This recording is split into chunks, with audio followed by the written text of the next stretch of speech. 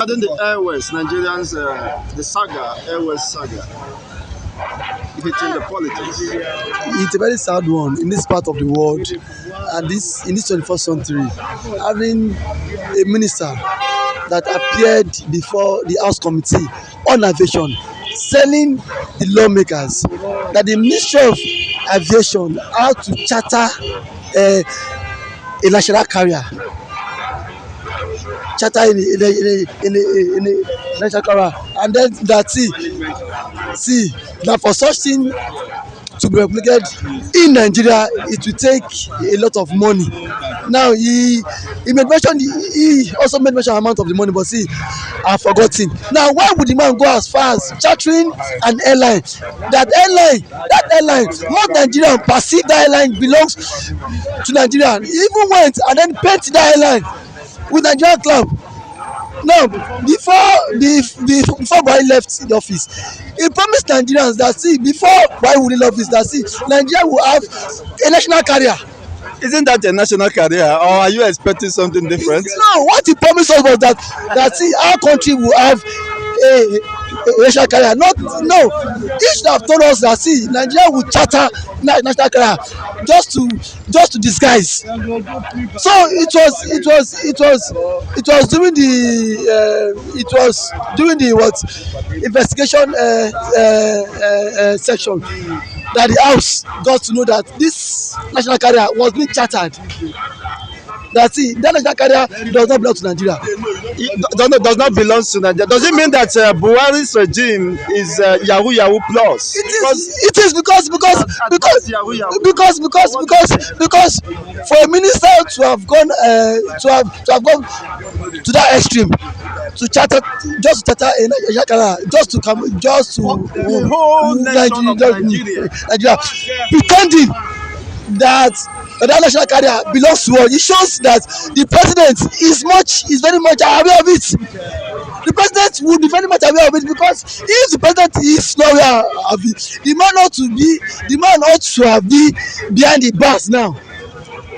He even had the effrontery to tell the Senate that national carrier was being chartered. That see, there is a certain amount of money that we paid for Nigeria to have a national carrier. On what basis? In the first place, who asked him to charter a national carrier just to come do camouflage? If Nigeria cannot operate a national carrier, then so be it. You don't need to go extra mile and deceiving the populace, telling us that spending the money of Nigerians spending the taxpayers' money. What I thought was that national carrier belongs to Nigeria. It was upon his revelation he came out openly and said that national carrier was chartered. Chartered to do what? Chartered to do what? This is confirmed Yahoo plus, and these people should be held responsible. I don't know what kind of government is this. How could you charter a national carrier for over 250 million Nigerians? Just one single national carrier, and probably may have got up to 200,000. What do you expect the National Assembly to do in this regard? I don't expect the National Assembly to do anything anymore, because he made that statement in front of the Senate Committee on Aviation, and nobody could write to the police for him to be arrested. Because if he had made that statement outside the National Assembly, that's a different ballgame. But that statement was being made in the National Assembly when he held meetings with the senators, and then nobody said anything for him to be arrested. Even Buhari did not say anything. So I think the man will go scot-free, because in this part of the world, that investigation would not go any further. And unfortunately, the 10th National Assembly is winding up tomorrow. They are off already, and that is a bygone. So what is the way forward as the battle for the 10th Senate National Assembly President intensifies? What is the position of Nigerians regarding the president comes from the southwest, the judiciary president Chief Justice come from the same Southwest. Is it the government of the Southwest, or should we strike a balance in this regard? Governance, and then political offices and appointments, it should not be lopsided. In this, in respect to that, I believe Asiwaju is a very smart politician. He will want to work with whosoever that would always adhere to his policy, that would always give him that. So okay, now I want to take this amount of loan, so that senate president will just assent to it. That is why he is refusing Yari and Orji Zakalu partnership, because he knows Akpabio will do his bidding. But isn't that what brought Nigeria where it is? It is. In this dilemma, It is. where you have a rubber stamp Senate president. That is why he has said the APC senators elect should vote in Akpabio, so that every of the bills that come in before the Senate would just be stamped without even going to questioning the power of the executive. So that is why it is high time even the lawmakers themselves need to sit up and say no, we cannot always have the executive. Yes. We cannot Having its always way. have the executive arm of government dictate who will lead us in the fourth coming in the fourth national in the 10th Senate. It is high time, because these people are going there on the interest of their constituents. You're not going there because of Bola Tinubu Ahmed. You're not going there because of anybody. You are going there because of people voted you to represent them, and their interest should be paramount. But at this thing now, Asiwaju has met with them and say it is Akpabio, and I can tell you vividly, Akpabio is a very chronic man. Akpabio would always dance to the tune of Asiwaju Ahmed, so that for him to get better opportunities in the next future. I know Akpabio very well. Akpabio would always want to obey his masters. What do you mean by Akpabio? You are from Akwa Ibom, right? I'm from Akwa Ibom State. You have a personal relationship with him. I don't need to. I said this is the same Akpabio. Most persons keep eating prison. I said Akpabio damaged Akwa Ibom State, but most persons have always seen me as a saint for uttering that statement, because this same Akpabio was the governor of Akwa Ibom State when there was oil boom in Nigeria. Okonjo-Iweala came to Akwa Ibom State and said Akpabio did not spend 2% of the federal allocation that was given to him with what he saw in that state. That's it. Compared to the project Akpabio government then was embarked on. That's it. Akpabio did not spend 2% of the allocation given, because then we had a barrel of crude oil was being sold at $180 per dollar. So he had excess money then to work. This is the same Akpabio that said he built hospital, Ibom hospital. Now there's no single equipment in that hospital. When he had slight headache, Akpabio flew abroad. This same Akpabio, when he left office, he signed Akwa Ibom governor's pension law into law. Now this law will make you, as an ex-governor, you will have house in Akwa Ibom and 3 other states of your choice in Nigeria. Imagine 3 other states away from Akwa Ibom. That is why I said Akpabio is the highest scam Akwa Ibom State have. But people say you do road. Must everything be about road? You must have any 3 states of your choice in Nigeria, including Akwa Ibom State. And now every 4 years, every 2 years, now the government will change the car, your car of the governor, and then his wife too is entitled to a car. That is the pension law in Akwa Ibom State. He signed that into law. This is a man for good 8 years. My state school, Akpabio could not construct the road that leads to Akwa Ibom State University. That was where me I graduated for good 8 years. Akwa Ibom State, I see, for good 8 years while he was city governor, the lecturers used to have internal strike under his watch. Honestly, after the largesse of office and privileges he enjoyed for 8 years, he left for Senate and still have entitlement of a lifetime in Akwa Ibom, ripping up the treasury of the Akwa Ibomites. What kind of politicians, couple of politicians do we have in Nigeria, and what is the way forward? Since that these people has no interest of the masses, how do the masses redefine their existence within Nigeria? The masses on their own too, they are part two, a set of people that lack visions, because now this is so glaring. Now who are those that keep giving praise on these people who loot the national cake? The same set of people that will say Akpabio has done well, knowing fully well that this man has looted what belongs to you. This man looted the state treasury. You keep giving praise on him because the man will construct 2 kilometers of roads that what less of what he is now enjoying.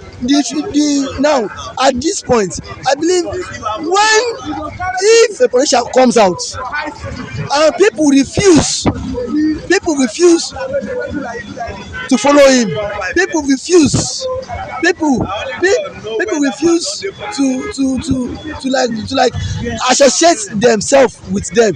These people will sit right and think and say, what have I done? Is it right, or what I've done is wrong? Because if you come out for campaign now, you don't see anyone going with you or even singing praises of you. You will sit back and say, these people have turned back against me. It is high time the average Nigerians need to sit down and say, what is my gain of following a politician singing praise of this man? Has it delivered dividends of democracy to his constituency, or this man has ripped off the whole state? Now this is the same this is the same Akpabio. For good 8 years while he was the governor, Akpabio could not woo one industries to the states, and then that was when he had every opportunity to do that, because there was oil boom. What this was just constructing internal roads, and now go to Uyo now, the roads now, water now are washing those roads away, and these are roads that are being constructed, that are being built by just Beja with billions of naira of the taxpayers' money. You see, this is another scam in disguise. Now, what I'm saying, constitutionally, how do the masses drive a viable system that will not be built around personalities, that will stand independent of whosoever mans such institutions to drive, because that is the only way to drive the people's oriented government. So how do people get to ensure that this is being done without any further delay? I think our democracy isn't ripe for that, because Nigerian democracy is not yet ripe, whereby every institution in Nigeria should be dependent.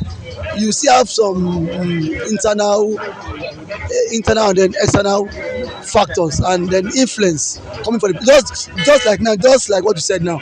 Look at the race for who becomes the Senate president is not enough now. Literally, the what executive outdoor business should not even interfere in the first issue. Let those elected in the house choose who should lead them, not you, because if even if it warrants a Labour Party member become a senate president.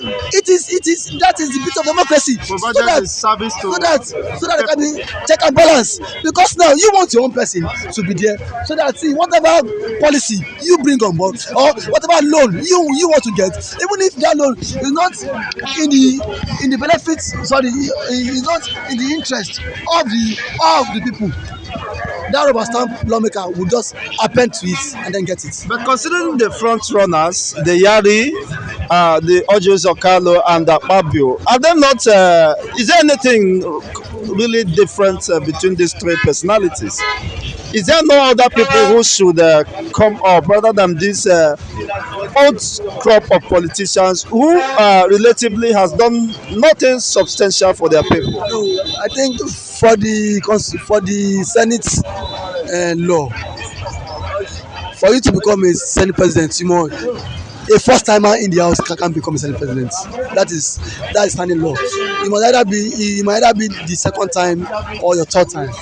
And then again, one thing I believe, the reason why Asiwaju is canvassing for Akpabio, because Akpabio can easily bow down to him. Yes, sir. Yes, sir. He can do the yes sir thing. While all Jews Okalu, in terms of political strides, their peer groups. This person started. All was a governor in 1999. Bola Ahmed Tinubu was a governor in 1999. So for the fact Asiwaju is now elected the president, still will not change the fact that these people have been in politics for years. So there are things he can walk up to Akpabio and say, Akpabio, I'm mandating you to do this thing. There's a way he might lobby to speak to all Chizakalu, and then see, don't mind, all Chizakalu too is in Nigerian politics. Is not just a pushover. He has his own stand. So that was why. So if he might not want to have that cordial relationship with all Chizokalu. So that's why he's now championing for what Akpabio. Someone he can easily detect to that do this, let's do this. So that's why, from my own perspective, that's what I feel. Chizokalu lamented that Nigeria have not been fair to him and his people. Could he gain sympathy by making such assertion in terms of the imbalance in the system? Already it is very clear how this system or administration is teaching to us. Possibly the recent appointment is lopsided. The Westerners are more or less been appointed. You consider the immigration DG, you consider the deputy acting CBN governor, and the likes, of course, is showing that indeed is stepping in the shoes of Buhari. What do you think about that? Do you expect Orji Okalu emerging based on considerations of equity and fairness? I think for equity, fairness, and for every region to have a sense of belonging in this government, the office of the Senate President should an Igbo man should be considered, because now what most person is saying that since the inception of democracy, that you have the more of Igbos have become the Senate President, like Ken Inamani, Okadigbo, like we make mention of them, that no person from the south has emerged as but to me now, I don't think south should be in the picture for now, because these people, the reason this is the same battle, this is the same fight that was fought during the past administration. These people should not bring this issue of negligence into this new government. Asiwaju promised that this government will be a government of all. Now we have 3 major tribes in Nigeria. It is by political scheme you have south, not in the south. It is by political scheme. So you have three major tribes in Nigeria. Now, based on this tribe now, the head of the judiciary is from Ibadan, Oyo State, Southwest. The head of the executive is from Lagos State, a man. Now, why don't you for fairness and equity, let these people also produce South president, sorry, senate president. Let the Igbos produce senate president. Then south see whatever name you give them, this same set of people fall in into this region. Because to me this southeast is just scheming, just way of just I meant nomenclature. not like south, Not in existence. not like south. Every that region is we are all southeast. So let one person from the region and a call Igbo man assume that post, so that there could be fairness, equity and justice. That is how a country should be run. Tomorrow now, if you say the power has been zoned to south, what happens to an average Igbo man that has been fighting injustice, that has fought Buhari government to a standstill, and this same man Asiwaju condemn that political appointment. In this political appointment, about six appointments that have been made, there is no Igbo man there. Six political appointments: chief of staff, the deputy chief of staff, secretary to the government, media aide to the president. Are you telling me an Igbo man is not qualified to assume any of these political posts? It is because it is because these people sees this tribe as being as an enemy of the government. Now because the Igbo did not vote for him, now he wants to. This is a payback time.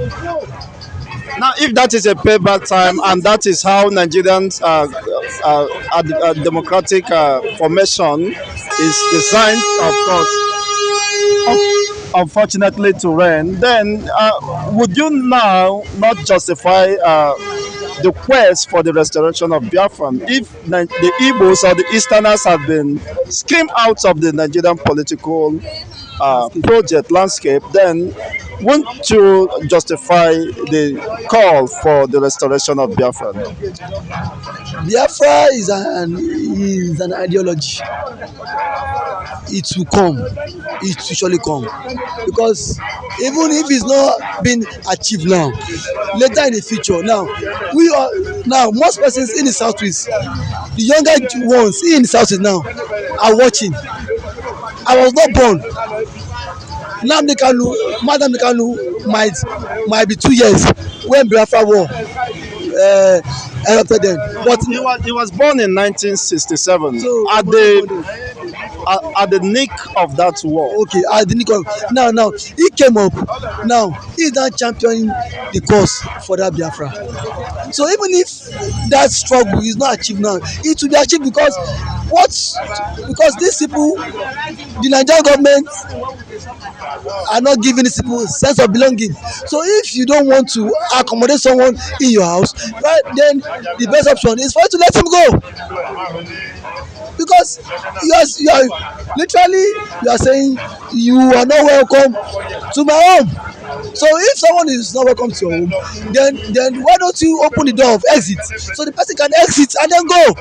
But you're not giving them sense of belonging. You are still not opening the door of exit for them to go. So probably indirectly you are shooting yourself in the leg, because now you cannot justify the fact that okay, these people have given them slots in my government, have given them appointment, and this set of people rejected it. Such issue has not come up. You've never for once given them that opportunity. These people are waiting patiently. Now you said everybody will come to the round table. 6 appointments, and then you've given 2 Fulani persons. but the other tribe, none has been given to them. Now you still want to skim them out of this race of the national senate president, and then you think these people will not continue with this Biafra struggle. It's impossible. These people will not relent, because because the past government has showed them the same thing, and now you are now following The same part. toying the same path. If truly you want equity and justice, what stops you?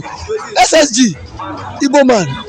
You have Igbo men who are in APC. Abi, you have the former minister of labour. You can make him as SSG. You have Fred, former minister of foreign affairs. Wilfred Ogbonna. Make them, give them.